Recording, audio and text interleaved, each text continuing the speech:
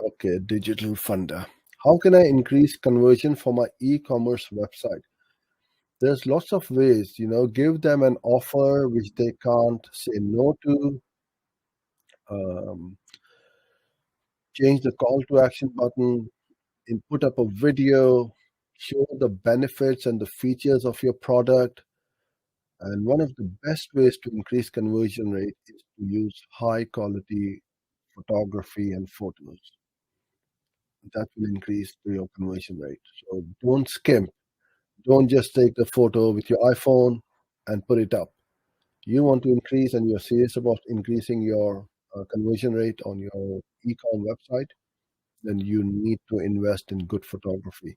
Copywriting, great copywriting as well, right? So that people fall in love with your product as soon as they read the headline. Change the headline, change the subheadline, the description.